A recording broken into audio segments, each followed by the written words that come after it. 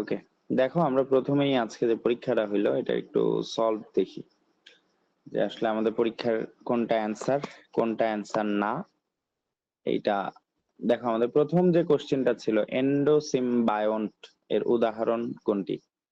বলতো এন্ডোসিম্বায়োসিস, এটা আমরা গতদিনে পড়ছি না মোটামুটি? এইটুকুর আইডিয়া আছে তো? প্রথম ক্লাসে আমরা একটু দেখছিলাম যে এন্ডো কথাটার মানে কি বলতো? ভিতরে এন্ডো ভাই, কথাটার মানে কি? এন্ডো কথাটার মানে হচ্ছে ভেতরে। আর সিম্বায়োসিস কথাটার মানে কি? আন্তঃক্রিয়া। মিথজীবিতা বা একজন আরেকজনের উপকার করা, কোনো ক্ষতি না করা।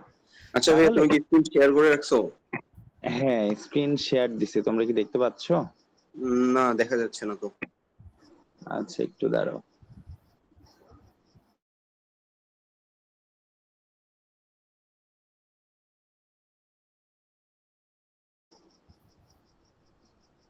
হ্যাঁ, এবার যাচ্ছে।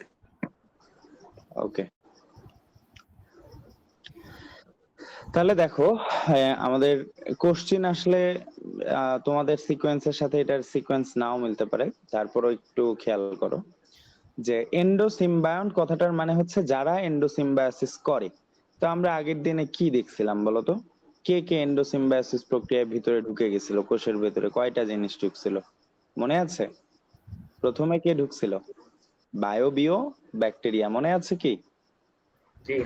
একটু রেসপন্স করবা। বায়োবিও ব্যাকটেরিয়া, এই বায়োবিও ব্যাকটেরিয়া যেটা, এটা কিসে পরিণত হয়েছিল? মাইটোকন্ড্রিয়া। মাইটোকন্ড্রিয়া।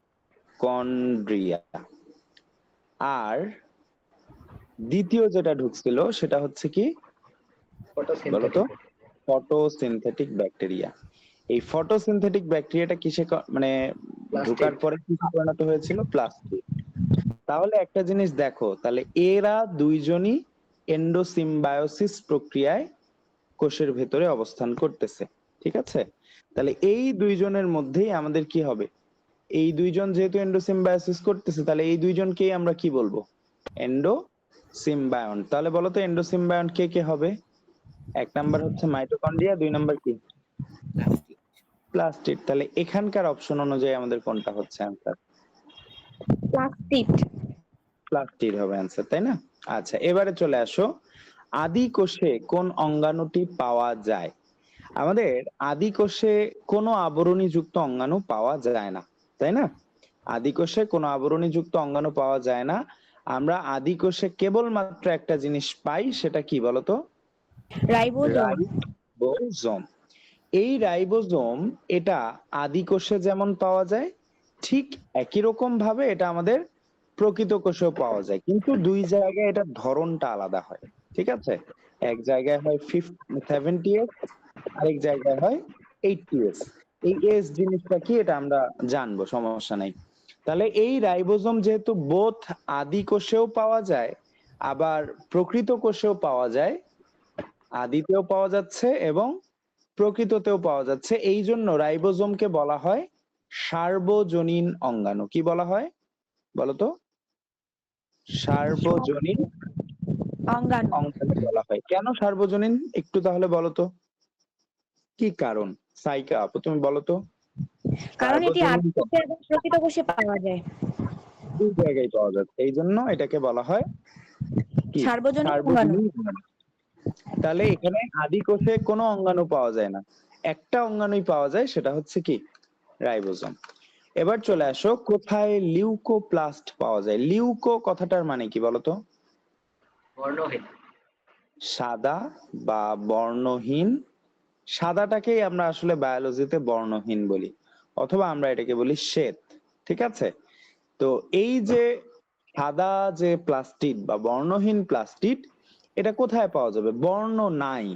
তাহলে এই জায়গায় আমরা কি বুঝতেছি? বর্ণ যেহেতু নাই, তার মানে এখানে সূর্যের আলো পৌঁছায় না। সূর্যের আলো কি হবে না এই জায়গায় বলতো? যেই জায়গাগুলোতে সূর্যের আলো পৌঁছায় না, ওই জায়গাগুলোতে আমাদের প্লাস্টিড এই লিউকোপ্লাস্ট হিসেবে পাওয়া যায়। তাহলে আমাকে একটু তোমরা বলো যে আমাদের এই চারটা জিনিসের মধ্যে কোন জায়গায় সূর্যের আলো পৌঁছায় না? বলো তো। মূল। গাছের মূল, গাছের মূলে সূর্যের আলো পৌঁছায় না। আমাদের সাথে আজকে আরেকজন জয়েন করছে, ওর নাম কি মুবাশশিরা। আপু তুমি কি শুনতে পাচ্ছ? মুবাশশিরা। আচ্ছা যাই হোক, আমরা ওর সাথে পরে কথা বলছি। ও যখন কানেক্ট, হ্যাঁ আপু তুমি কি শুনতে পাচ্ছ আমার কথা? স্যার শুনতে পাচ্ছি। আচ্ছা, তুমি কি পরীক্ষা দিয়েছো? জি না, আমি আজকে নিউ। আচ্ছা, তুমি আজকে প্রথম, তাহলে তোমার সাথে পরিচিত হওয়া দরকার। তুমি একটু তোমার নামটা বলবা, তোমার স্কুল কই ছিল এটা বলবা। আমার নাম মুবাশশিরা তাবাসসুম, আমি বোদা গভর্নমেন্ট পাইলট থেকে পরীক্ষা দিছি। আচ্ছা আচ্ছা ঠিক আছে। তো ঠিক আছে, আমরা একটু ওয়েট করি। ওকে, তুমি দেখতে পাচ্ছ কি স্ক্রিন? জি দেখতে পাচ্ছি। আচ্ছা ঠিক আছে, তুমি আপাতত একটু দেখো, একটু বোরিং লাগবে, আমি সলভটা করে দিই, তারপরে পড়ানো শুরু করতেছি, ঠিক আছে? আচ্ছা ওকে। দেখো, এটা অবশ্য তোমার জানা জিনিসের মধ্যেই আজকের কোশ্চেন গুলো ছিল। তোমাদের সিলেবাসের যে 9-10 এর যে কোর্স অংশটা, ওখান থেকে কোশ্চেন আছে।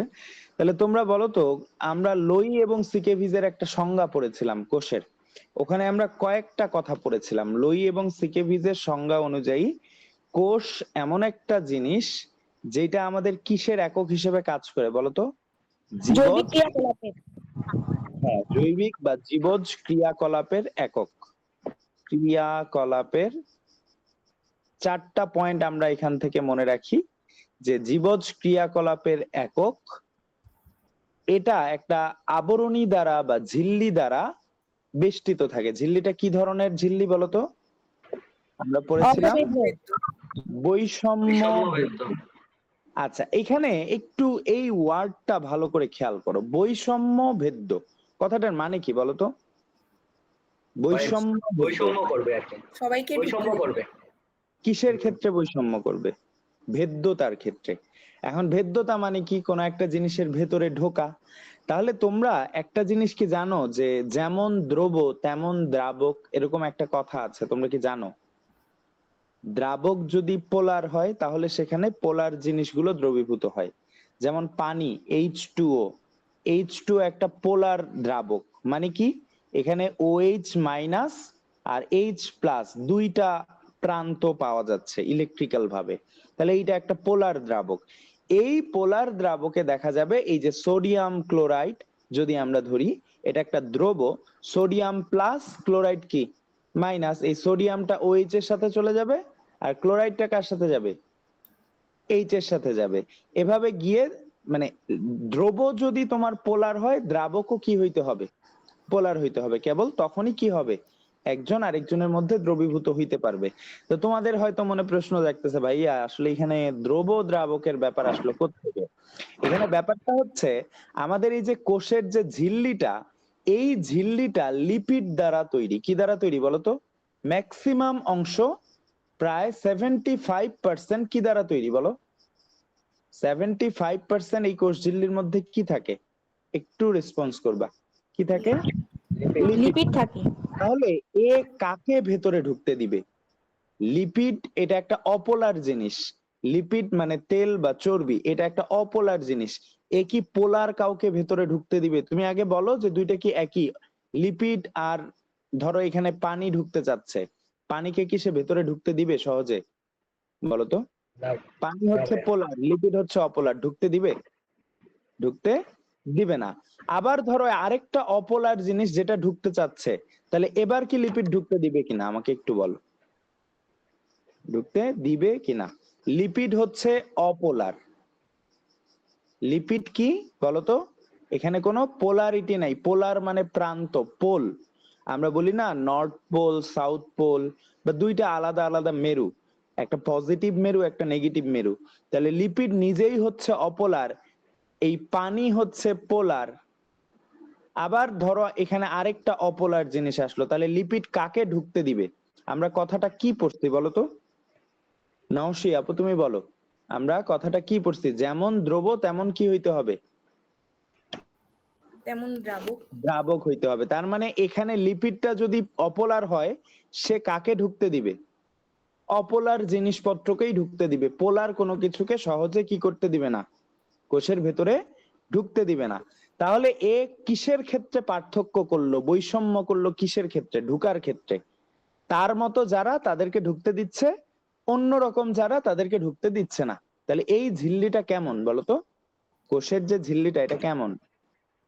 বৈষম্য যুদ্ধ। ভেদ্য, অথবা আমরা এটাকে বলি অর্ধভেদ্য। আরেকটা কথা বলা আছে লুইস সিকেভিজের সংজ্ঞায়, সেটা হচ্ছে কোষ এমন একটা জিনিস যেটা অন্য কোনো সজীব মাধ্যম ছাড়াই কি করতে পারে? নিজের প্রতিরূপ সৃষ্টি করতে পারে। প্রতিরূপ সৃষ্টি করতে পারে। তোমরা জানো যে একটা কোষ সে অন্য কোনো সজীব মাধ্যম ছাড়াই ভাগ হয়ে বিভাজিত হয়ে কয়টা কোষে পরিণত হয়? দুইটা অথবা কি চারটা কোষে পরিণত হইতে পারে। যদি মাইটোসিস হয় তাহলে দুইটা কোষে পরিণত হবে, আর মিওসিস হলে কয়টা কোষ হবে? চারটা কোষ হবে। তাহলে আমরা লুইস সিকেভিজের সংজ্ঞা অনুযায়ী কোষের 3টা পয়েন্ট মনে রাখবো। 1 নাম্বার, কোষ কি বলতো? জীবজ ক্রিয়াকলাপের একক। 2 নাম্বার পয়েন্ট কি? এই কোষটা কি দ্বারা পৃথক থাকবে? বৈষম্য যুদ্ধ দ্বারা। পর্দা দ্বারা পৃথক থাকবে, ঠিক আছে। আর এটা কি অন্য কোনো সজীব মাধ্যম ছাড়াই কি করতে পারবে? নিজের প্রতিরূপ তৈরি করতে পারবে। তাহলে আমাদের লুইস সিকেভিজের সংজ্ঞা অনুযায়ী কোষ ঝিল্লিটি কেমন? বলো, আবরণটি কেমন? কি হবে অ্যান্সার? অর্ধভেদ্য। আচ্ছা, এবার চলে আসো, প্রাণী কোষে সঞ্চিত খাদ্য কোনটি? মনে রাখবা, প্রাণী কি অটোট্রপস না হেটারোট্রপস বলো তো? ভাইয়া। প্রাণী হেটারোট্রফিক। হেটারোট্রফিক। ট্রফিক কথাটার মানে কি? ট্রফ বুঝি। কথাটার মানে কি? ট্রফ বা ট্রফিক কথাটার মানে হচ্ছে এটা খাদ্যের সাথে রিলেটেড। তোমরা পড়ছো না খাদ্য স্তর, ইংরেজি কি পড়ছিলা বলো তো? ওই যে বাস্তুতন্ত্রে পড়ছিলা, ট্রফিক একটা লেভেল। ছোট মাছকে খাচ্ছে বড় মাছ, বড় মাছটাকে খাচ্ছে আরো বড় মাছ, তাকে খাচ্ছে কুমির। তাহলে এই যে এক একটা স্তর, এই স্তরগুলোকে কি বলা হয়? ট্রফিক লেভেল, অথবা আমরা বাংলায় কি বলছিলাম বলতো? খাদ্য স্তর। তাহলে অটো মানে নিজেই, তোমরা নিশ্চয়ই জানো অটোমোবাইল কথাটার মানে কি? অথবা যে নিজের বায়োগ্রাফি বা নিজের জীবনী নিজে লিখে এটাকে কি বলে? মুবাশশিরা জানো আপু? নিজের জীবনী নিজে লিখাটাকে কি বলা হয় বলতো? এটাকে বলা হয় অটোবায়োগ্রাফি। কি বলা হয় বলতো? Auto biography. অটো থাকার মানে হচ্ছে, ধরো যে এই যে 2 দিন পর আমি আমার জীবনী নিজেই লিখলাম সাপোজ, তাহলে এইটাকে আমি বলবো আমার অটোবায়োগ্রাফি। তাহলে অটো কথাটার মানে নিজের খাবার নিজে বানাইতে পারে, অটোট্রফ যারা নিজের খাবার নিজে বানাইতে পারে। তাহলে নিজের খাবার নিজে কে বানাইতে পারে বলতো? অটোট্রফ কারা? একটু রেসপন্স করো। উদ্ভিদরা। অটোট্রফ হচ্ছে উদ্ভিদ। আর হেটারোট্রফস তাহলে কারা হবে? যারা নিজের খাবার কি করতে পারবে না, নিজে প্রাণী। বানাতে পারবে না। তাহলে প্রাণীগুলো কি হবে? হেটারো মানে পারে না, বা এটার বিপরীত। তাহলে হেটারোট্রফস। তাহলে যারা নিজের খাবার নিজে বানাতে পারে, উদ্ভিদ, এদের দেহে খাদ্যটা স্টার্চ আকারে সঞ্চিত থাকে। কি আকারে সঞ্চিত থাকে বলতো? কি আকারে Starch। সঞ্চিত থাকে? রেসপন্স করো। স্টার্চ। অথবা এটার আরেকটা সুন্দর বাংলা নাম আছে, এই স্টার্চের একটা সুন্দর বাংলা নাম আছে, বাংলাটা হচ্ছে শ্বেতসার। স্টার্চের সুন্দর বাংলা নামটা কি বলতো? স্বেচ্ছা। শ্বেতসার। আর যারা এই খাবারটা নিজের খাবার নিজে বানাইতে পারে না, উদ্ভিদ থেকে গ্রহণ করে, তাদের দেহে সঞ্চিত খাদ্য হচ্ছে গ্লাইকোজেন। তাদের দেহে সঞ্চিত খাদ্য কি বলতো? গ্লাইকোজেন। গ্লাইকোজেন। তাহলে একটু খেয়াল করো যে যারা নিজের খাবার নিজে বানাতে পারছে, এখান থেকে আমরা কয়েকটা ইনফরমেশন কিন্তু পড়ে ফেলতেছি। নিজের খাবার নিজে বানাইতে পারা, এই ঘটনাটাকে বলা হয় অটোট্রফিজম। তাহলে অটোট্রফিক জীব কারা বলতো? অটোট্রফ, অটো মানে নিজে, তাহলে নিজের খাবার নিজে বানাচ্ছে, কে বানাচ্ছে? উদ্ভিদ। এই উদ্ভিদের দেহে খাবার কি আকারে জমা থাকে? রেসপন্স করো। স্টার্চ। স্টার্চ রূপে জমা থাকে। আর যারা নিজের খাবার নিজে বানাইতে পারে না, তোমরা আরেকটা জিনিস বলো তো, এরকম আর কি কি আছে হেটারোট্রফ নিজের খাবার নিজে বানাইতে পারে না? কেউ কি পারবা? ধীরাজ, কি অবস্থা ভাইয়া, তুমি কি শুনতে পাচ্ছ? পরে দেখা আচ্ছা, নিজের খাবার নিজে বানাতে পারে না এরকম আর কে আছে বলতে পারবা? পরগাছা। ছত্রাক আছে। কি আছে? ধীরাজ ভাইয়া তুমি চাইলে ভিডিও অফ করতে পারো, সমস্যা নাই। তুমি আমার কথায় রেসপন্স করিও। মিউট অপশনটাতে, মাইক্রোফোনের অপশনটাতে ক্লিক করে দেখো, ওখানে আনমিউটের অপশন আছে। জি আনমিউট ভাইয়া, করলে ভুল বাটনে চাপা ছিল। আচ্ছা আচ্ছা, তোমার কি অবস্থা বলো? এই তো পরীক্ষা দিচ্ছ, চলতেছে। পরীক্ষা ভালোই করছো দেখলাম। যাই হোক, আহ, তোমার সাথে পরিচয় হয় নাই আগের দিন। তুমি তোমার নাম বলবা, স্কুলের নাম বলবা। জি, আমার নাম হচ্ছে ধীরাজ চক্রবর্তী। আমার স্কুল হচ্ছে পঞ্চগড় বিপি তোমার সরকারি উচ্চ বাড়ি বিদ্যালয়। কোথায়? আমার বাসা হচ্ছে পঞ্চগড়ের এদিকে। পঞ্চগড়ে? আচ্ছা ঠিক আছে। তাহলে আমরা একটু সলভ করতেছি, তুমি একটু দেখে নাও, আমি লাস্টে অ্যান্সার গুলো আরেকবার বলবো, ওকে? তাহলে দেখো, এই যে প্রাণী আছে, ছত্রাক আছে, আর ব্যাকটেরিয়া আছে, এই তিনটা জিনিস হচ্ছে যারা নিজের খাবার নিজে বানাতে পারে না। তাহলে আমি তোমাদেরকে বলে দিছি, যারা নিজের খাবার নিজে বানাতে পারে, যেমন উদ্ভিদের সঞ্চিত খাদ্য তাহলে কি হবে? উদ্ভিদ বলো অথবা শৈবাল বলো, এদের সঞ্চিত খাদ্য কি হবে বলো? স্টার্চ অথবা কি? শ্বেতসার। আর প্রাণী, ছত্রাক, ব্যাকটেরিয়া, এই তিনজন নিজের খাবার নিজে বানাতে পারে না, এদের সঞ্চিত খাদ্য কি হবে? রেসপন্স করো। এদের সঞ্চিত খাদ্য কি হবে? পারবা? গ্লাইকোজেন। তুমি কি আমার কথা শুনতে পাচ্ছ? জি ভাইয়া। তাহলে এখানে প্রশ্নটা কি বলছে? প্রাণী কোষে সঞ্চিত খাদ্য কোনটি? অ্যান্সার কি হবে বলো তো? প্রাণী কোষে সঞ্চিত খাদ্য কোনটি? গ্লাইকোজেন। ওকে, প্রাণী হচ্ছে যেহেতু হেটারোট্রপস, এই জন্য এদের ক্ষেত্রে হবে গ্লাইকোজেন। তাহলে সেলুলোজ কার কার সঞ্চিত খাদ্য আমাকে একটু বলো তো? উদ্ভিদ ও নওশিয়া। ছত্রাক। হ্যাঁ, সেলুলোজ হচ্ছে উদ্ভিদ এবং শৈবাল। উদ্ভিদ শৈবাল। এবং কি বলতো? শৈবাল। এই দুইজনের সঞ্চিত খাদ্য হচ্ছে স্টার্চ। সরি, আমি সেলুলোজ বলছি, ভুল বলছি। যাই হোক, এবার চলে আসো, উদ্ভিদের কোষ প্রাচীর কি দ্বারা নির্মিত? এটার অ্যান্সার একটু বলো। এটা কি হবে বলো তো? সেলুলোজ। সেলুলোজ দ্বারা নির্মিত। সেলুলোজ হচ্ছে আমাদের একটা পলিমার। এই যে আমরা পড়তেছি স্টার্চ, সেলুলোজ, গ্লাইকোজেন, এগুলো হচ্ছে সবাই শর্করা, ঠিক আছে? তার মধ্যে এই সেলুলোজটা হচ্ছে একটা পলিমার। আচ্ছা, আজান হচ্ছে, আমরা কি কিছুক্ষণ ব্রেক নিব? তোমরা কি শুনতে পাচ্ছ আমার কথা? জি। আচ্ছা ঠিক আছে। তাহলে দেখো, কোষ প্রাচীর নিয়ে তোমরা নিশ্চয়ই জানো যে ছত্রাকের কোষ প্রাচীর কি দ্বারা নির্মিত বলো তো? কাইটিন। ছত্রাকের কোষ প্রাচীর কি নির্মিত? কাইটিন নির্মিত। আর এই যে একটু আগে আমরা পড়লাম, উদ্ভিদ এবং শৈবাল, এদের কোষ প্রাচীর কি দ্বারা নির্মিত বলো? সেলুলোজ দ্বারা নির্মিত। সেলুলোজ। এবার আসো, প্রোটোপ্লাজম এর অংশ নয় কোনটি? আচ্ছা, তোমরা দুইটা ওয়ার্ড নিশ্চয়ই শুনেছো, একটা হচ্ছে প্রোটোপ্লাজম, আরেকটা হচ্ছে প্রোটোপ্লাস্ট। এই দুইটার মধ্যে পার্থক্য কি আমাকে কেউ বলতে পারবা? প্রোটোপ্লাজম এবং প্রোটোপ্লাস্ট, এই দুইটার পার্থক্য কেউ বলতে পারবা? এনিওয়ান? কেউ কি এর আগে এটা শুনেছো যে এই দুইটা আসলে, আগে এটা বলো যে এই দুইটা কি একই নাকি আলাদা? এটা বলতে পারবা? ভাই আমি চেষ্টা করতে পারি। চেষ্টা আলাদা অবশ্যই মনে হয়। আলাদা। আচ্ছা, ভাইয়া, কোন দিক থেকে আলাদা বলো তো? প্রোটোপ্লাজমটা হচ্ছে কোষের ভেতরে যে অর্ধস্বচ্ছ থকথকে জেলির মতো পদার্থটা থাকে, ওটা হচ্ছে প্রোটোপ্লাজম। তাহলে আর সাইটোপ্লাজম কি? সাইটোপ্লাজমটা হচ্ছে নিউক্লিয়াসকে সরাইলে যে অর্ধস্বচ্ছ থকথকে পদার্থটা থাকে, ওইটা সাইটোপ্লাজম। আচ্ছা, তারপর প্রোটোপ্লাস্ট তাহলে কি? প্রোটোপ্লাস্টটা কোষ প্রাচীরটা সরাই দিলে যে কোষের অংশটা থাকে যায়, ওটা হচ্ছে প্রোটোপ্লাজম। আচ্ছা, না, প্রোটোপ্লাস্টটা তোমার ঠিক হয়নি, প্রোটোপ্লাজমটা মোটামুটি কাছাকাছি গেছো। দেখো, আচ্ছা। আমি একটু বলি, আমাদের একটা কোষের যদি আমরা ঢুকতে চাই, উদ্ভিদ কোষে, সবার বাইরে কি পাবো বলতো? সবার বাইরে কি পাবো? এই যে সবার বাইরে যে জিনিসটা থাকে, এটা কি? কোষ? ঝিল্লি না প্রাচীর? এটা ঝিল্লি না প্রাচীর? প্রাচীর।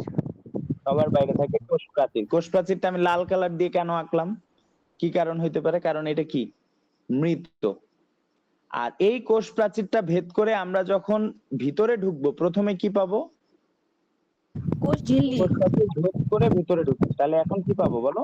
কোষঝিল্লি পাবো। কোষঝিল্লিটা আমি সবুজ রং দিয়ে আঁকলাম কেন? কারণ কোষঝিল্লি কি বলতো? জীবিত। জীবিত। এই কোষঝিল্লি ভেদ করে যদি আবার ভেতরে যাই, তখন একদম কেন্দ্রে পাবো এইরকম একটা জিনিস। এই জিনিসটার আশেপাশে এরকম করে পেঁচানো অনেক কিছু থাকবে, একটা ঘন জিনিস থাকবে। এইটার নাম কি বলতো? গোল জিনিসটার, এই গোল্লাটার নাম কি? নিউক্লিয়াস। এই গোল্লাটার নাম হচ্ছে নিউক্লিয়াস। আর চারদিকে এরকম করে এখানে ধরো মাইটোকন্ড্রিয়া থাকতে পারে, তারপরে এভাবে প্লাস্টিড থাকতে পারে, প্লাস্টিড থাকবে, ঠিক আছে? তারপরে হচ্ছে গলজি বডি থাকবে, এরকম করে গলজি বডি থাকবে, এন্ডোপ্লাজমিক রেটিকুলাম থাকবে, রাইবোজোম থাকবে, অনেক কিছু থাকতে পারে। এই যে ভেতরে নিউক্লিয়াস আর কোষঝিল্লি, এই দুইটা বাদ দিয়ে আমি যদি এই নিউক্লিয়াসটাকে বাদ দিই, এটাকে বাদ দিলাম, কোষঝিল্লিটাকে বাদ দিলাম, এখানে বাকি যে পার্টটা, এটাকে বলা হয় সাইটোপ্লাজম। কি বলা হয় বলতো? সাইটোপ্লাজম। তাহলে একদম বাইরের পার্টটাকে কি বলা হয়? রেসপন্স করো। একদম লাল পার্টটা, এটা কি? কোষ কোষপ্রাচীর। প্রাচীর। এটা কি জীবিত না মৃত? এটা ইম্পর্টেন্ট। জীবিত না মৃত? কোষ প্রাচীর একটা মৃত বা জড় উপাদান। এরপরে আমরা পেলাম কি? কোষ ঝিল্লি। কোষ ঝিল্লি ভেদ করে যখন ভেতরে গেলাম, ভেতরে কি পাইলাম? সাইটোপ্লাজম। এবং কি? সাইটোপ্লাজমের সাথে কি পাইলাম? এই যে মাঝখানে যে জিনিসটা আছে, নিউক্লিয়াস। এটার নাম কি? নিউক্লিয়াস।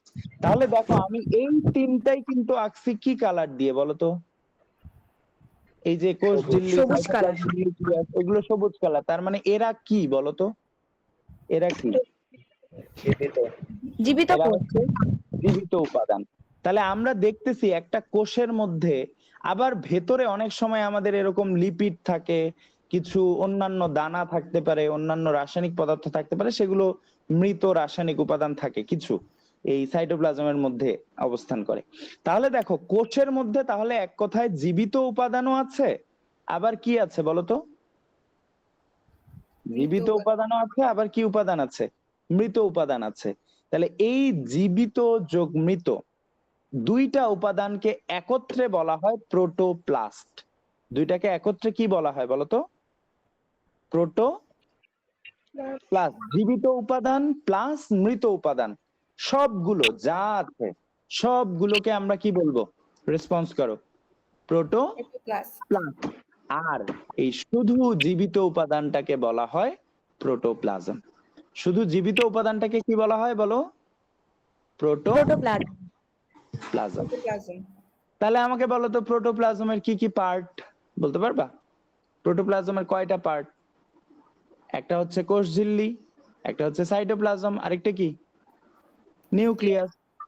আর প্রোটোপ্লাস্টের কি কি পার্ট হবে? এগুলোই থাকবে, কিন্তু এর সাথে এক্সট্রা করে, ওখানে জীবিতর সাথে এক্সট্রা করে কি অ্যাড হবে? মৃত। মৃতটা অ্যাড হবে। তাহলে এখানে কি থাকবে? এই কোষঝিল্লিও থাকবে, সাইটোপ্লাজমও থাকবে, নিউক্লিয়াসও থাকবে, তার সাথে অ্যাড হবে কি? কোষ প্রাচীর। তাহলে এখানে প্রশ্নটা কি বলছে একটু দেখো। প্রোটোপ্লাজম এর অংশ নয়। প্রোটোপ্লাজম জ আছে, তার মানে এটা কি? জীবিত না মৃত? জীবিত। এটা হচ্ছে জীবিত। তাহলে বলো তো এখানে এর অংশ হবে না কোনটি? এবার অ্যান্সার বলো। কোষ প্রাচীর। কোষ প্রাচীর কি জীবিত না মৃত পার্ট বলো তো? মৃত পার্ট। তাহলে এইটা কি? প্রোটোপ্লাজমের অংশ নয়। আমরা কি সবাই প্রোটোপ্লাস্ট এবং প্রোটোপ্লাজমের পার্থক্য বুঝতে পারছি? জি ভাইয়া। জয়, তোমার কি ক্লিয়ার? তুমি কোন জায়গাটাতে ঠিক ছিলা, কোন জায়গাটাতে ভুল ছিলা, এটুকু ক্লিয়ার কিনা বলো? জি ভাইয়া, বুঝতে পেরেছি। আচ্ছা ঠিক আছে, এবার আসো। এটা আগের দিন পড়ানো হয়েছে যে সৃষ্টির শুরুতে বায়ুমণ্ডলে 4টা গ্যাস ছিল। আমরা কি দিয়ে মনে রাখছিলাম বলতো? আমি কোথায়? আমি হজি। আ দিয়ে কি ছিল? অ্যামোনিয়া। অ্যামোনিয়া। অ্যামোনিয়া। মি দিয়ে কি ছিল? মিথেন। হ দিয়ে কি ছিল? হাইড্রোজেন। আর জ দিয়ে কি ছিল? জলীয় বাষ্প বা H2O, স্টিম অথবা গ্যাস। তাহলে দেখো আমি হজে এই 4টা গ্যাস বায়ুমণ্ডলে ছিল, এবং আমি ওখানে একটা লাইন তোমাদের দেখাইছিলাম যে স্পেসিফিক ভাবে এই গ্যাসটা ছিল না। কোন গ্যাসটা ছিল না বলতো? অক্সিজেন। ছিল না। ঠিক আছে, মুক্ত কোনো অক্সিজেন সৃষ্টির শুরুতে বায়ুমণ্ডলে ছিল না। তাহলে আমাদের কি ক্লিয়ার এটার অ্যান্সার 8 নাম্বার? এটা মুখস্থ অ্যান্সার আর কি। এবার চলে আসো, নিচের কোনটি উদ্ভিদ কোষে অনুপস্থিত? বলো, এটাও পড়াইছি। উদ্ভিদ কোষে থাকে না কোনটি? বলো। সেন্ট্রিওল। সেন্ট্রিওল উদ্ভিদ কোষে থাকে না। ওকে, আচ্ছা এবার চলে আসো, কোন কোষে নিউক্লিয়াস থাকে না? এটা বলতে পারবা? একটু দেখো কোনটা বলো তো। পরিণত পরিণত লোহিত রক্তকণিকা। অপরিণততে কি থাকে এটা জানো? অপরিণততে থাকে? জানা নাই ভাইয়া। জানা নাই, আচ্ছা। এই জিনিসটা একটু ভালো করে দেখো। আমাদের যখন আরবিসি বা লোহিত রক্তকণিকা তৈরি হয়, তোমরা নিশ্চয়ই জানো, মুরগির রান খাইছো না সবাই? মুরগির রান খাওয়ার সময় দেখবা যে এই জায়গাটাতে একটা খয়েরি রঙের জিনিস পাওয়া যায়, একদম মাঝখানটাতে। সবাই দেখছো কখনো? রানটা ভাঙার সময় দেখছো নিশ্চয়ই। এতদিন মুরগি খাও জি নাই ভাইয়া। এমন তো লোকজন আসলে পাওয়া যাবে না। তাহলে দেখো, এই যে মাঝখানে লাল জিনিসটা আছে, এটাকে কি বলা হয় বলো তো? অস্থি মজ্জা। এটাকে বলা হয় বোন ম্যারো। তোমরা শুনছো না অনেকের ওই যে রক্তে ক্যান্সার হলে বোন ম্যারো ট্রান্সপ্লান্ট করে, নাম শুনছো কখনো? জি। হুম? তাহলে এইটাকে বলা হয় বোন ম্যারো। এই ভেতরে যে লাল জিনিসটা, এটাকে বলা হয় বোন ম্যারো। আচ্ছা, তোমরা খাসির পায়া খাইছো সবাই? খাসির বা গরুর, এই খাসি বা গরুর পায়া খাওয়ার সময় ওই যে ভিতরে একটা জিনিস পাওয়া যায়, ওটাকে একটু আছাড় মারলে ভিতর থেকে বাইর হয় একটা কিছু, একটা ভিতর থেকে। এই জিনিসটা অনেকে খায়, সবাই বলে এটা খাইলে ক্যালসিয়াম পাওয়া যায়, তাই না? তোমরা কি এটা শুনছো কখনো বাসায় বলতে? জি ভাইয়া। অ্যাকচুয়ালি এটা আমাদের ভুল ধারণা। এই যে ভেতরে যেটা থাকে এটা পুরোটাই হচ্ছে ফ্যাট। পুরোটাই কি বলতো? পুরোটাই কি ফ্যাট। ওখানে কোনো ক্যালসিয়াম থাকলেও খুব সামান্য পরিমাণ, কোনো ক্যালসিয়াম তেমন থাকে না, ওখানে মেইনলি থাকে ফ্যাট। ওই ফ্যাট থাকার কারণে এইটা অ্যাকচুয়ালি হয় আমাদের যখন বয়স বেড়ে যায়, তখন আমাদের এই লাল অস্থিমজ্জা, এইটা দেখতে, এই যে যখন ছোট ছিলাম তখন আমাদের এই ভেতরে যে জায়গাটা, এটা পূরণ করা থাকে হচ্ছে রেড বোন ম্যারো দ্বারা। কি দ্বারা বলতো? ছোট অবস্থায় কি দ্বারা পূরণ থাকে এটা? রেসপন্স করো। Red bone marrow. যখন আমরা বড় হই, এই লাল জিনিসটা আস্তে আস্তে নষ্ট হয়ে যায়, এখানে আস্তে আস্তে চর্বি জমা হইতে শুরু করে। তাহলে এবার বলো তো, চর্বির রং কি হয়? হলুদ। চর্বির রং কি হয়? ইয়েলো। তাহলে এই চর্বি জমা হওয়ার কারণে তখন ওইটা রেড বোন ম্যারোটা আস্তে আস্তে কি হয়ে যায়? ইয়েলো বোন ম্যারো হয়ে যায়। তাহলে আমাদের বোন ম্যারো কয় ধরনের বলো তো? রেসপন্স করো। দুই ধরনের, একটা হচ্ছে রেড বোন ম্যারো আর একটা হচ্ছে ইয়েলো বোন ম্যারো। এই যে রেড বোন ম্যারো আছে, তার ভেতরে একটা বিশেষ সেল ছিল, এটা নিয়ে আমি আজকে কথা বলবো। এই সেলটার নাম হচ্ছে স্টেম সেল। কি নাম বলতো? এই অস্থিমজ্জার ভেতরে একটা বিশেষ কোষ আছে, কোষটার নাম কি? রেসপন্স করো। Stem cell. স্টেম সেল বা স্টেম কোষ। এই যে স্টেম কোষটা আছে, এই স্টেম কোষের কিছু পাওয়ার আছে, এবং এইটাকে তোমরা কি হাইড্রার গল্প কখনো শুনছো? ওই যে হারকুলিসের একটা গল্প ছিল, যে হাইড্রা নামক একটা দানব, তাকে বলা হয়েছিল যে তুমি এই দানবটাকে মারো। তো সে যখন দানবের সাথে লড়াই করতে গেল, তখন দেখলো যে এই দানবের 9টা মাথা। কয়টা মাথা? 9টা মাথা। সে যখনই একটা মাথা কাটে, সাথে সাথে ওখানে একটা মাথা গজায় যায়, আবার একটা মাথা কাটে, আবার একটা মাথা গজায় যায়। এই যে হাইড্রা দানবটা ছিল, তার ভেতরে একটা এরকম স্পেশাল কোষ ছিল। ওই কোষটার নাম হচ্ছে ইন্টারস্টিশিয়াল কোষ। যাই হোক, আমরা এগুলো নিয়ে পড়বো, পড়াশোনা করব। ওই ইন্টারস্টিশিয়াল কোষের পাওয়ারটা হচ্ছে, সে চাইলে যে কোনো কোষে পরিণত হইতে পারে। তো এইরকম আমাদের দেহে একটা সেল আছে যার নাম হচ্ছে স্টেম সেল। এই স্টেম সেল থেকে প্রথমে তৈরি হয় অপরিণত আরবিসি। কি তৈরি হয়? এখান থেকে সকল রক্তকণিকা তৈরি হয়, কিন্তু শুরুতে কি তৈরি হয় বলতো? অপরিণত আরবিসি বা লোহিত রক্তকণিকা। এই অপরিণত আরবিসির ভেতরে নিউক্লিয়াস থাকে। কি বলছি বলতো? অপরিণত আরবিসির ভেতরে কি থাকে? নিউক্লিয়াস থাকে। এবং নিউক্লিয়াস থাকার কারণে এর ভেতরে কোনো অক্সিজেন পরিবহন ক্ষমতা থাকে না, অক্সিজেন পরিবহন করতে পারে না। যখন সে আরেকটু ম্যাচিউর হয়, তখন তার ভেতর থেকে নিউক্লিয়াসটা বের হয়ে যায়। নিউক্লিয়াসটা কি হয়ে যায়? রেসপন্স করো। এই যে নিউক্লিয়াসটা ধরো বের হয়ে গেল, বাকি আরবিসিটা এখানে থেকে গেল। এই আরবিসিটাকে আমরা এখন বলি পরিণত আরবিসি। তার মানে একটা আরবিসি কখন পরিণত হবে বা ম্যাচিউর হবে বলো তো? রেসপন্স করো, কি বের হয়ে গেলে সে ম্যাচিউর হবে? নিউক্লিয়াসটা বের হয়ে গেলে। নিউক্লিয়াস যখন বের হয়ে যাবে তখন সে ম্যাচিউর হয়ে যাবে। এই আরবিসিটা যখন নিউক্লিয়াস বের হয়ে গেল, এখন দেখো তো ভিতরটা ফাঁকা হয়ে গেছে না? আরবিসি এর ভেতরটা কি হয়ে গেছে? নিউক্লিয়াস নাই, তাহলে ভেতরটা কি হয়ে গেছে? ফাঁকা হয়ে গেছে।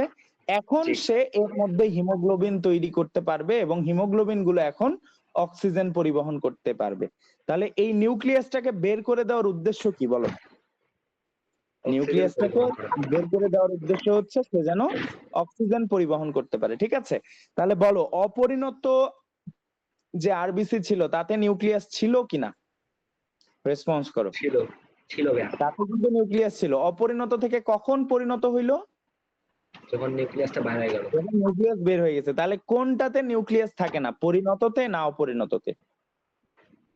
পরিণততে। পরিণত অবস্থায় নিউক্লিয়াস কিন্তু অলরেডি এই যে এই পাশ দিয়ে বের হয়ে গেছে। নিউক্লিয়াস বের হয়ে যাওয়ার পর সে পরিণত হয়েছে, তাহলে পরিণততে কোনো নিউক্লিয়াস নাই। ওকে, এই জিনিসটা ভুল করা যাবে না। পরীক্ষার খাতায় যদি এটা এভাবে দেয় যে পরিণততে আর নিউক্লিয়াস থাকে না নাকি অপরিণততে থাকে না, মনে রাখবা পরিণত লোহিত রক্তকণিকাতে কি থাকে না? নিউক্লিয়াস থাকে না। এবার চলে আসো, প্রথম কোষ কত সালে আবিষ্কৃত হয়? এটা হবে 1664 সাল। কত সাল? 1664 সাল। তোমাদেরকে একটু অনেকে এটা বলতেছিলা যে ভাইয়া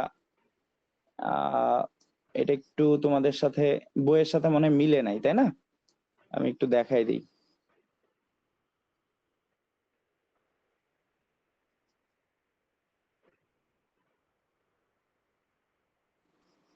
আচ্ছা, দেখা যায় জি ভাইয়া। এখানে এই জায়গাটাতে আসলে একটু এই নতুন বই আবার এটা কারেকশন করছে। এটা হচ্ছে 1665 দেওয়া, আগের বইটাতে ছিল 1664। আর এর ঠিক 10 বছর পর, আমি তোমাদেরকে গতদিনও মনে হয় পড়াইছিলাম, অ্যান্টনি ফন লিউয়েনহুক কবে কোষ আবিষ্কার করেন? 1674, 10 বছর পর। তো আগের বই অনুযায়ী এটা হচ্ছে 64 আর 74 ছিল। নতুন বই এটা চেঞ্জ করছে, ওটা অ্যান্সারটা চেঞ্জ করা হয়নি। আচ্ছা, যাই হোক, এবার চলে আসো, দেহকোষের ক্রোমোজোমাল অবস্থা কেমন বলতো? দেহকোষ কি হবে, এন না টু এন? ডিপ্লয়েড। আচ্ছা, আমাকে এখন ধীরাজ ভাইয়া তুমি বলো তো, হ্যাপ্লয়েড জিনিসটা আসলে কি আর ডিপ্লয়েড জিনিসটা কি, বলতে পারবা? হ্যাঁ, দেখো, হ্যাপ্লয়েড হচ্ছে তুমি এবং মুবাশিরা তোমরা যেহেতু আজকে নতুন, আমি তোমাদের সাথে বেশি কথা বলছি। কারণটা কি, তোমাদের সাথে কথা না বললে তোমরা আর কি ফ্রি হইতে পারবে না। তোমাদেরকে ফ্রি করার জন্য আমি তোমাদের সাথে কথা বলছি। এটাতে আবার অন্যভাবে নেওয়ার কিছু নাই যে ভাইয়া শুধু আমাদেরকেই প্রশ্ন করতেছে, বাকিদেরকে করতেছে না কেন। তাহলে তুমি একটু আমাকে বলো যে হ্যাপ্লয়েড আর ডিপ্লয়েড এটার মানেটা কি, বলতে পারবা? ভাই, হ্যাপ্লয়েড হচ্ছে মাতৃকোষের যে আর কি অর্ধেক কোষ, যেগুলো কোষে থাকে ওগুলাকে হ্যাপ্লয়েড বলা হয়। আচ্ছা, এন্ড ডিপ্লয়েড?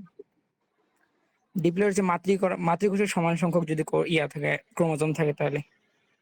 আচ্ছা, ঠিক আছে। মুবাশিরা আপু, তুমি কি কিছু বলবা হ্যাপ্লয়েড ডিপ্লয়েড সম্পর্কে? ওটা কি ঠিক আছে বলো তো? আমি ঠিকটা জানা নেই, আমি অনেকদিন থেকে রিভাইজ করিনি। আচ্ছা, সমস্যা নাই। দেখো দেখো আমাদের তাহলে আমরা যখন প্রথম জন্মাইছি বা জন্মাইনি তার আগেই আমাদের দুইটা কোষ ছিল। একটার নাম হচ্ছে শুক্রাণু, যেটা আমরা কোথা থেকে পাইছি? বাবা থেকে। আরেকটার নাম হচ্ছে ডিম্বাণু, যেটা পাইছি আমরা মা থেকে। এই যে শুক্রাণু এবং ডিম্বাণুর মিলিত রূপ হচ্ছে জাইগোট, সেখান থেকে আমরা আজকে হইছি, ঠিক আছে? তো এই যে আমাদের প্রত্যেকটা কোষ, তোমাদেরকে আমি একটা প্রশ্ন করি, এটার উত্তরটা ঠিকভাবে ভেবেচিন্তে দাও, যে মানব দেহে কতগুলো ক্রোমোজোম থাকে বলো তো? বলো তাড়াতাড়ি। 46টি। 23 জোড়া। 23 জোড়া, 46টি। আর কেউ? 23 জোড়া। 23 জোড়া। আর কেউ? মানব দেহে না আমার একটা প্রশ্নটা কোষে, শুনছো? মানব আমার দেহে প্রশ্ন বললে তো অনেক বেশি হবে ভাইয়া।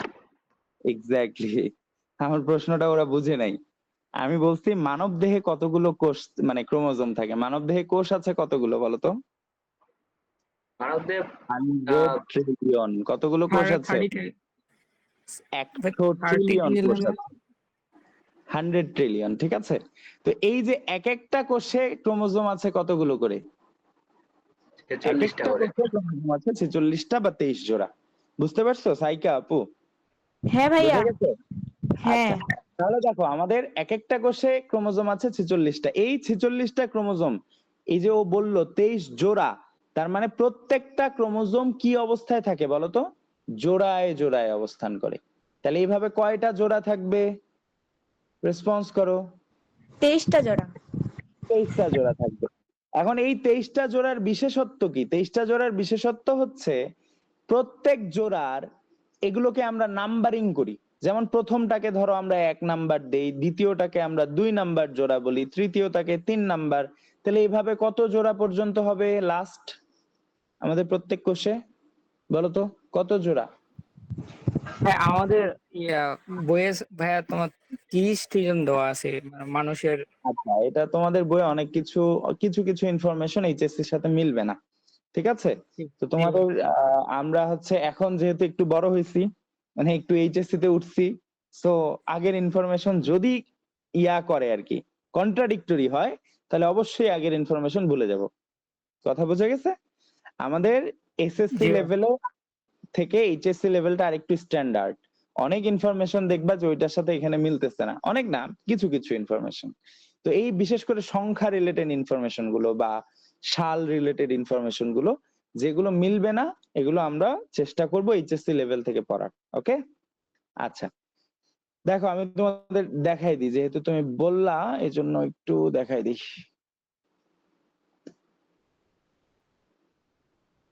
দেখা যায়? বই দেখতে পাচ্ছ সবাই?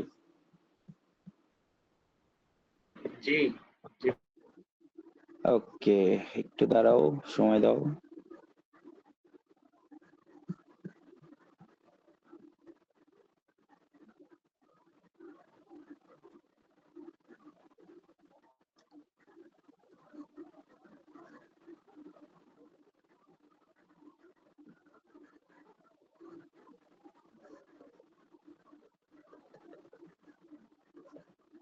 আচ্ছা, এই জায়গাটাতে আমাদের এই কথাটা বলা আছে, এই যে হ্যাপ্লয়েড ডিপ্লয়েড।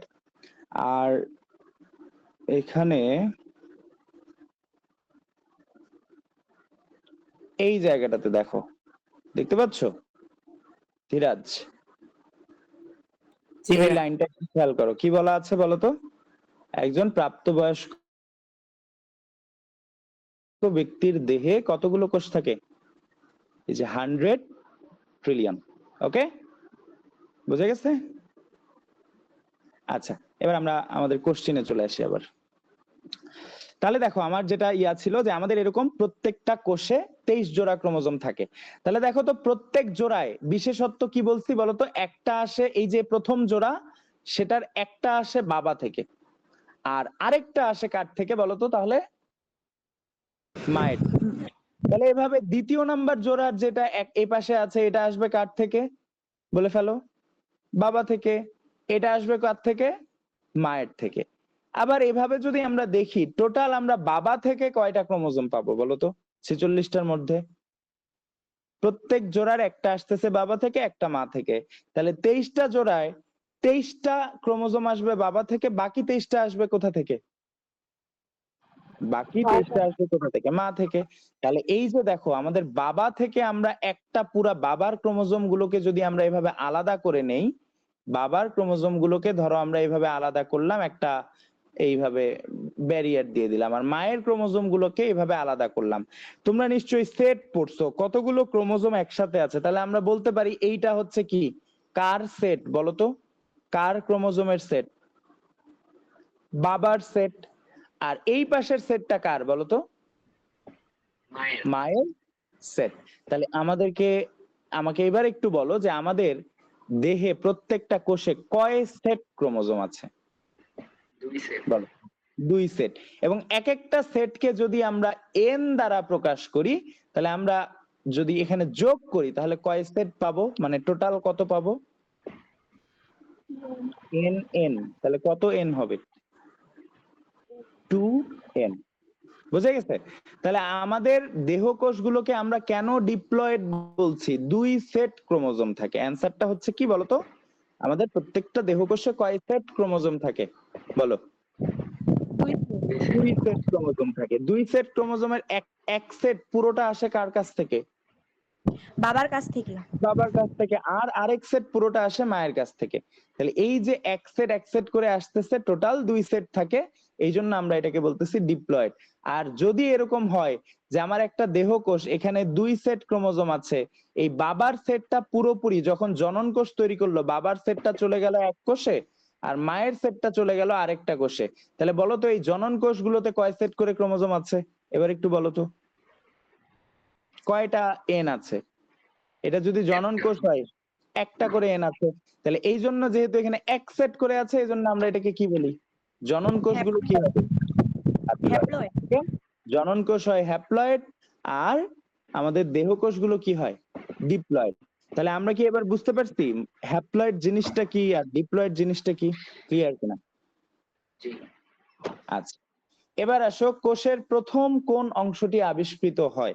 তোমাদেরকে আমি বলছিলাম যে আমাদের দুইটা হুক লাগছিল কোষকে আবিষ্কার করতে, তার মধ্যে প্রথম হুকটা কি করছে বলতো? প্রথম হুক টান দিছে, কি বের হয়ে আসছিল? শুধু কি আবিষ্কার করছিল? রেসপন্স করো। শুধু কোষ প্রাচীর। প্রথম যে রবার্ট হুক ছিলেন, তিনি যখন 1665 সালে এটা আবিষ্কার করেন, শুধু কোষ প্রাচীর আবিষ্কার করছিলেন, ঠিক আছে? পরবর্তীতে অ্যান্টনি ভন লিউয়েনহুক এসে পূর্ণাঙ্গ জীবিত কোষ আবিষ্কার করছে। তাহলে আমরা যদি দেখি যে প্রথম যেটা আবিষ্কার হয়েছিল সেটা আসলে কোনো জীবিত কোষ ছিল না, সেটা অ্যাকচুয়ালি কি ছিল? সেটা অ্যাকচুয়ালি একটা কি ছিল? জীবিত কোষ ছিল না, শুধু একটা কি ছিল বলতো? খোলসটা পড়েছিল। এটাকে আমরা কি বলি?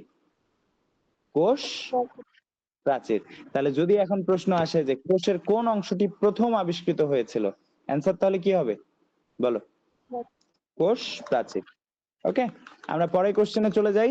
কোষ ঝিল্লির ভাঁজগুলোকে কি বলা হয়? কোষ ঝিল্লিটা অনেক জায়গায় এরকম এরকম করে কি হয়? ভাঁজ খেয়ে যায়। এই যে ভাঁজগুলো হয় এগুলোকে বলা হয় মাইক্রোভিলাই। কি বলা হয় বলতো? মাইক্রোভিলাই। মাইক্রোভিলাই। কাহিনীটা হচ্ছে কি, মেয়েরা শাড়ি পরছো না? শাড়ি পরছো? শাড়ি কয় হাত হয় বলো? হিসাব করলে 12 হাত। অনেকে বলে 12 হাত, অনেকে আরো ছোট পরে, আবার যাই হোক এক একটা এক এক রকম হিসাব। তাহলে এই 12 হাত শাড়িকে কোমরের মধ্যে গুজার জন্য কি করতে হয়? এমনি ভাঁজ দিতে হয় না? ভাঁজ দিতে হয়, কুচি করতে হয়। ছেলেরা আবার এখনই বলার দরকার নাই। আচ্ছা, তাহলে এই যে আমরা বড় একটা জিনিসকে ছোট্ট জায়গার মধ্যে রাখতে গেলে কি করি? অথবা আরো ভালো একটা উদাহরণ, জানালায় যে পর্দা থাকে, পর্দাটা আমরা যখন খুলে দিই মানে সরাই দিই, এক সাইডে চাপাই দিই, তখন পর্দাটা এরকম কি হয়ে যায়? ভাঁজ হয়ে যায়। তো আমাদের এরকম কিছু কিছু কোষ আছে যারা অনেক বড় বড় হয়, অনেক লম্বা হয়, তাদেরকে যখন অল্প জায়গার মধ্যে আনা হয় তখন তাদের ঝিল্লিটা এভাবে কি হয়ে যায়? ভাঁজ খেয়ে যায়। এই ভাঁজটাকে আমরা বলি কি? মাইক্রোভিলাই। ওকে, তাহলে কোষ ঝিল্লির ভাঁজকে কি বলা হয়? রেসপন্স করো। মাইক্রোভিলাই। মাইক্রোভিলাই। আর কোষ ঝিল্লির মধ্যে যে ফাঁকা, কোষ প্রাচীরের মধ্যে যে ছিদ্রগুলো থাকে ওগুলোকে বলা হয় প্লাজমোডেজমাটা। এটা নিয়ে আমরা কোষ প্রাচীর যখন পড়বো তখন আলোচনা করব। এবার আসো, মাইটোকন্ড্রিয়াতে এনজাইম গুলো কোথায় সাজানো থাকে বলো? তোমরা নিশ্চয়ই জানো এই যে মাইটোকন্ড্রিয়ার ভেতর বাইরের দুইটা ঝিল্লি, বাইরের ঝিল্লিটা এরকম স্মুথ আর ভেতরের ঝিল্লিটা এরকম করে কি হয়? ভাঁজ খেয়ে যায়। এই যে ভেতরের ঝিল্লিতে যে এই যে ভাঁজগুলো, এই ভাঁজগুলোকে কি বলা হয় বলতো? কৃষ্টি। ভাঁজগুলোকে বলা হয় ক্রিস্টি। এই ভাঁজগুলোর গায়ে অনেক এরকম এরকম করে ললিপপ লাগানো থাকে। কি লাগানো থাকে বলে ফেলো? এগুলো কি? গোলাকার ললিপপ। বৃত্ত। এই ললিপপ গুলোর নাম হচ্ছে অক্সিজম। এগুলোর নাম কি বলো? এগুলোর নাম হচ্ছে অক্সিজম। এই অক্সিজমের মধ্যে আমাদের এনজাইম গুলো সাজানো থাকে। তাহলে মাইটোকন্ড্রিয়ার কোন জায়গায় এনজাইম সাজানো থাকে? রেসপন্স করো। অক্সিজম। ওকে, আচ্ছা, এবার চলে আসো জ্যান্থোফিল। এর বর্ণ কি? হলুদ। কি বর্ণ হবে? হলুদ। কারণ আমরা জানি আমাদের কিছু টার্ম আছে, জ্যান্থোস। জ্যান্থোস কথাটার মানে হলুদ। ক্যারোট। ক্যারোট মানে কি বলতো? ক্যারোট মানে গাজর। গাজর। গাজর। কেমন? কমলা। কমলা। তাহলে ক্যারোটিন কি হবে বলতো? কমলা। আচ্ছা, ইরাইথ্র কথাটার মানে কি কেউ জানো? লাল। ইরাইথ্র সোনা। কথা মানে হচ্ছে লাল। আচ্ছা ঠিক তোমরা আছে। পড়ছো না লোহিত রক্তকণিকার আরেকটা নাম কি? ইরাইথ্রোসাইট, নাম শুনেছো কখনো? জি। লোহিত রক্তকণিকা বা লাল রক্তকণিকার আরেক নাম কি বলতো? ইরাইথ্রোসাইট। তাহলে ইরাইথ্র কথাটার মানে কি? রেসপন্স লাল। করো। লাল। লাল। ওকে। আচ্ছা, এবার আসি আরেকটা বর্ণ। আচ্ছা, মানুষ বিষ খেলে কেমন রং হয় দেখছো কখনো? নীল বর্ণ। নীল ভাইয়া। আচ্ছা, পৃথিবীতে সবচেয়ে স্ট্রং বিষগুলোর মধ্যে একটা নাম বলতে পারবা? Potassium cyanide. সায়ানাইড। আফিম। আফিম তো একটা এটা হচ্ছে আসলে বিষ না, এটা একটা গাঁজা। স্টিমুলেটরি সাবস্টেন্স, ঠিক আছে, যেটা আমাদের নার্ভকে স্টিমুলেট করে, আমাদের নার্ভাস সিস্টেমটাকে স্টিমুলেট করে। যাই হোক, সায়ানাইড হচ্ছে পৃথিবীতে সবচেয়ে স্ট্রং বিষগুলোর মধ্যে অন্যতম একটা, ঠিক আছে। এই সায়ানাইড বিষটা খাইলে মানুষ নীল হয়ে যায়। তো সেই সায়ানাইড থেকে নামটা আসছে সায়ানো। তাহলে নীল রঙের সাথে রিলেটেড টার্ম কি বলতো? সায়ানো। মানুষ যেহেতু বিষ খেলে নীল হয়ে যায়, আর তাহলে সায়ানাইড খেলে নীল হয়ে যায়, তো এই জন্য নীল বর্ণ নির্দেশ করার জন্য কোন টার্ম ইউজ করি আমরা? রেসপন্স করো। সায়ানো, ঠিক আছে। আর ক্লোরোফিল কই থাকে? CHLORO। ক্লোরোফিল মানে কি, কোন বর্ণ? সবুজ। ক্লোরো কথাটার মানে কি বলতো? সবুজ। লিউকো কথাটার মানে কি? রেসপন্স করো। সাদা। লিউকো মানে হচ্ছে শ্বেত বা বর্ণহীন বা সাদা। তাহলে আমরা কি বর্ণগুলোর নাম বুঝতে পারছি? সবাই একবার রেসপন্স করো তো। জ্যান্থোস মানে কি? হলুদ। হলুদ। হলুদ। ক্যারোট মানে কি? কমলা। ইরাইথ্রো মানে কি? লাল। লাল। সায়ানো মানে কি? নীল। নীল। ক্লোরো মানে কি? সবুজ। সবুজ। লিউকো মানে কি? শ্বেত বা বর্ণহীন। শ্বেত বা বর্ণহীন অথবা সাদা। তাহলে আমাদের প্রশ্ন কি বলছে? জ্যান্থোফিল কোন বর্ণ নির্দেশ করে বলো তো? কোন বর্ণ হবে? হলুদ। হলুদ বর্ণ। ওকে। আচ্ছা, এবার চলে আসি এন্ডোসিম্বায়োসিসের মাধ্যমে, এটা সবাই ভুল করছো। এন্ডোসিম্বায়োসিসের মাধ্যমে প্রথম কোন কোষ তৈরি হয়েছে? তাহলে আমাদের বলো তো, প্রথম যখন একদম সর্বপ্রথম যে কোষটা তৈরি হলো সেটা কি কোষ ছিল? প্রাণী কোষ। একদম শুরুতে যেটা তৈরি হয়েছে সেটা একটা কি কোষ ছিল? আদি কোষ। আদি কোষ। এই আদি কোষের ভেতর যখন আমাদের বায়বীয় ব্যাকটেরিয়াটা ঢুকে গেছে, তখন আমরা এটাকে কি বলছিলাম? প্রাণী কোষ। এর মধ্যে যখন প্লাস্টিড ঢুকে গেল, তখন আমরা এটাকে কি বলছিলাম বলতো? আমরা বীজ। এগুলো নিয়ে পড়াশোনা করব, ঠিক আছে। যারা বুঝতে পারতেছো না, নতুন দুইজন যারা আছো, তোমাদের এটা নিয়ে টেনশন করার কোনো কারণ নাই। আমরা এটা নিয়ে আবার পড়বো। লাস্ট দিনে পড়াইছিলাম তো, তোমরা তো ক্লাসে ছিলে না, তো এই জন্য হয়তো বুঝতে পারতেছো না বা একটু সমস্যা হইতে পারে। তাহলে তোমরা আপাতত একটু জাস্ট ধৈর্য সহকারে দেখো। তাহলে আমাদের একদম সৃষ্টির শুরুতে যে কোষটা আসছিল তার নাম কি, বা সেটা কি ধরনের কোষ ছিল? আদি কোষ। এখানে কি বলছে যে সৃষ্টির শুরুতে কোন কোষ তৈরি হয়েছিল? তোমরা ম্যাক্সিমাম আদি কোষ উত্তর দিছো। তাহলে আমাদের সৃষ্টির শুরুতে যে কোষটা তৈরি হয়েছিল সেটা কি ছিল? রেসপন্স করো। প্রাণী কোষ। প্রকৃত প্রাণী কোষ। একদম সৃষ্টির শুরুতে কি তৈরি হয়েছিল? আদি কোষ। এরপর যখন প্রথম একটা ব্যাকটেরিয়া ঢুকলো, এন্ডোসিম্বায়োসিস হইলো, এরপরে প্রথম কি তৈরি হলো? এখানকার প্রশ্নটা হচ্ছে এন্ডোসিম্বায়োসিসের মাধ্যমে প্রথম কোন কোষ সৃষ্টি হয় বলতো? কোন কোষ? এই যে সেকেন্ড স্টেপটা, কোন কোষ তৈরি হচ্ছে? প্রাণী কোষ। তাহলে এখানে মানে অ্যান্সারটা কি হবে? প্রকৃত প্রাণী কোষ। এর পরে কি তৈরি হয়? প্রাণী কোষের পর প্রকৃত উদ্ভিদ কোষ তৈরি হয়। যাই হোক, এবারে আসো, ঝিল্লিবিহীন অঙ্গাণু নিচের কোনটি? তোমাদের একটা লাইন লিখে দিচ্ছি, এটা আবার লিখে দিব। তোমাদের মামা আছে? মামা, কার কার মামা আছে হাত তোলো তো।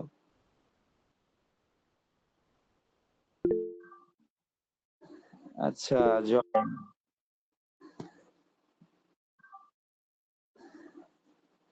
হে সৌমিক, তোর মামা আছে রে? তুমি তো বলো নাই নিজের কি বাইরে। নিজের মামা। যাই হোক, তুই আমি সেম, বুঝছিস? আমাদের দুঃখ সেম। যাই হোক, দেখো, এখানে আমি একটা লাইন লিখছি। কি লাইন লিখছি বলো তো? প্রত্যেক মামাই সেরা। প্রত্যেক মামাই সেরা। আমি সৌমিককে ওই কথাটা বলার কারণ কি, ও আমার খালাতো ভাই, ঠিক আছে? তো আমার মা, সৌমিকের মা আর আমার বড় খালা, তিন বোন। তা আমাদের কোনো মামা নাই। তো এইটাই, এই জন্যই বললাম আর কি। যাই হোক, তো এখানে দেখো আমি একটা লাইন লিখছি। বিশেষ করে আমি দেখি তো আমার বাপ আমার ওই যে ফুফাতো ভাই বোন গুলোকে যেই পরিমাণ আদর যত্ন করে, তো সেখান থেকে আমরাও একটু মামার অভাব ফিল করি আর কি, বুঝতে পারছো? তো সেখান থেকে মনে হয় যে প্রত্যেক মামাই কি, সব মামাই ভাগ্না ভাগ্নিকে বেশ ভালোই আদর করে। তাহলে প্রত্যেক মামাই কি বলো? আমরা একটা লাইন মনে রাখবো, প্রত্যেক মামাই কি বলছি? সেরা। এখানে মনে রাখবা প্রত্যেক দিয়ে প্রোটিওজোম। কি বলছি বলো তো? প্রত্যেক দিয়ে কি? প্রোটিওজোম। প্রথম মা দিয়ে মাইক্রোটিউবিউল। কি বলছি বলো তো? প্রথম মা দিয়ে কি বলছি ধীরাজ, বলো? Micro tubule. মাইক্রোটিউবেল। পরের মা দিয়ে কি হবে? Micro filament. Micro filament. ই দিয়ে হবে ইন্টারমিডিয়েট ফিলামেন্ট। কি হবে বলতো? Intermediate filament. ফিলামেন্ট। সে দিয়ে হবে সেন্ট্রিওল। সেন্ট্রিওল। আর রা দিয়ে হবে রাইবোজোম। রা দিয়ে কি হবে বলতো? রাইবোজোম। এই যে মাঝখানে তিনটা লিখলাম না, মা মাই, প্রথম মা দিয়ে কি লিখছি বলো? রেসপন্স করো তাড়াতাড়ি। প্রথম মা দিয়ে কি লিখছি?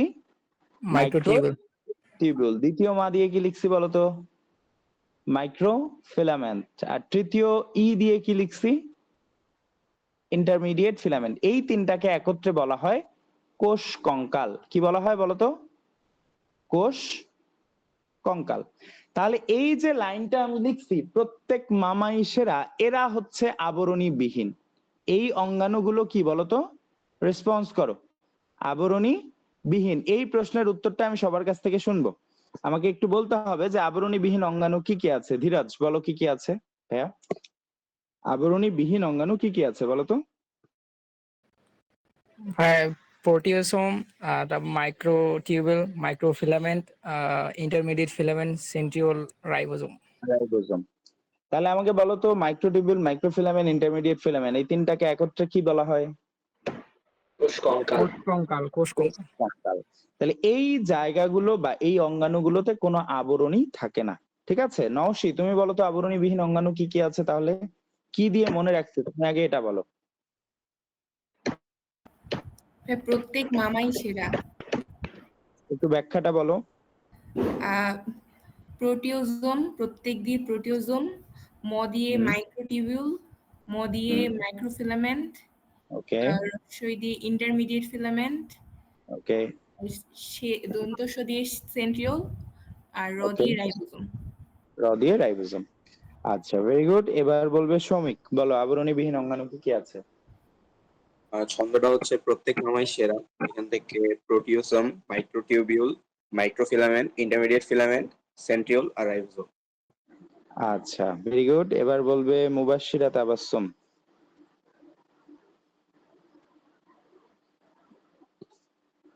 মুবাশশিরা আপু, তুমি কি শুনতে পাচ্ছ?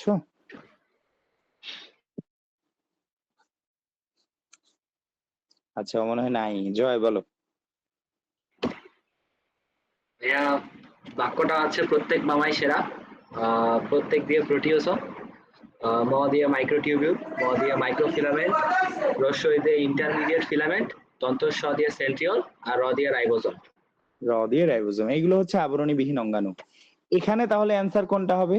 আমাদের বাকি আছে সাইকা আপু, তুমি বলো তো আমাদের আবরণী বিহীন অঙ্গাণু কি কি? এখানে আছে প্রত্যেক মামাই সেরা। প্রত্যেক দিয়ে হচ্ছে প্রোটোজোম, ম দিয়ে হচ্ছে মাইক্রোটিউবিউল, ম দিয়ে হচ্ছে মাইক্রোফিলামেন্ট, রস্বই দিয়ে হচ্ছে ইন্টারমিডিয়েট ফিলামেন্ট, দন্তস্ব দিয়ে হচ্ছে সেন্ট্রিওল, আর র দিয়ে হচ্ছে রাইবোজোম। মামাই, এটাকে কি বলি আমরা একসাথে?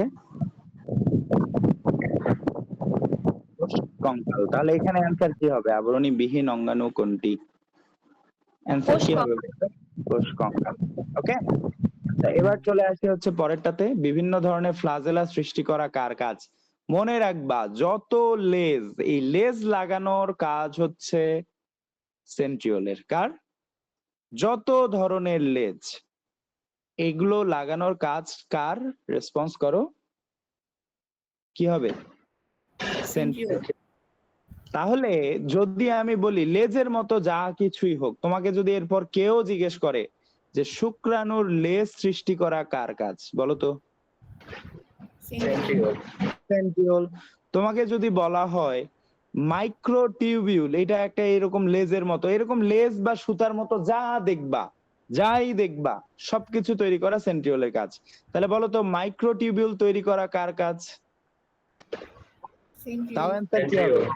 সেন্ট্রিওল। সেন্ট্রিওল। এবার যদি বলা হয় ওই যে স্পিন্ডল যন্ত্র, মনে আছে কোষ বিভাজনে পড়ছিলা, এই পুরোটাকে তো বলতেছি যন্ত্র, প্রত্যেকটাকে কি বলি? এক একটাকে কি বলি? স্পিন্ডল তন্তু। তন্তু। তাহলে বলো তো স্পিন্ডল তন্তু কি সুতার মতো দেখতে না? তন্তু মানে কি? সুতা। তাহলে এই স্পিন্ডল তন্তু তৈরি করাও কার কাজ? সেন্ট্রিওলের কাজ। তাহলে মনে রাখবা যত সুতার মতো জিনিস বা যত লেজের মতো জিনিস সব তৈরি করা কার কাজ? সব তৈরি করা কার কাজ বলো তো? সেন্ট্রিওলের কাজ। তাহলে এরকম কি হইতে পারে? শুক্রাণুর লেজ হইতে পারে, মাইক্রোটিবিউল হইতে পারে, স্পিন্ডল তন্তু হইতে পারে। তো স্পিন্ডল তন্তু আর স্পিন্ডল যন্ত্র, এটাও যেমন তোমাদের বইয়ে ভুল ছিল 9-10 এর বইয়ে, যে স্পিন্ডল যন্ত্র তৈরি করা সেন্ট্রিওলের কাজ বলা ছিল, কিন্তু আসলে হবে স্পিন্ডল তন্তু তৈরি করা সেন্ট্রিওলের কাজ। যাই হোক, এখানে আপাতত আমাদের এই কোশ্চেনটার অ্যান্সার কি? ফ্লাজেলা তৈরি করা। ফ্লাজেলা মানে ওই যে যেটা দিয়ে একটা ব্যাকটেরিয়া, এরকম একটা ব্যাকটেরিয়া এরকম করে কিছু জিনিস থাকে চারদিকে, এগুলো দিয়ে সে সাঁতার কাটে। তো এই যে এগুলো দেখতে কিসের মতো বলো তো? ফ্লাজেলা দেখতে কিসের মতো? ব্যাকটেরিয়া। মানে ব্যাকটেরিয়া, এই যে চারদিকে যে ফ্লাজেলা গুলো আছে, এই যে চারদিকে এগুলো দেখতে কিসের মতো? সুতার মতো। তাহলে একটু নিশ্চিন্তে বলে দাও যে এটা কে তৈরি করবে? সুতার মতো জিনিস, সেন্ট্রিওল। ওকে, আচ্ছা এবার আসো, কিসের মাধ্যমে বংশগতির ধারা শুরু হয়েছিল? আরএনএ। আরএনএ এর মাধ্যমে বংশগতির ধারা শুরু হয়েছিল। ঠিক আছে, তাহলে এই হচ্ছে আমাদের আজকের কোশ্চেনের সলভ। আমি এই পিডিএফটা দিয়ে দিব, যারা যারা পরীক্ষা দিছো একটু এখান থেকে মিলাই নিবা। এবার আমরা চলে যাই, আজকে আমরা একটু দাঁড়াও, এই রেকর্ডটা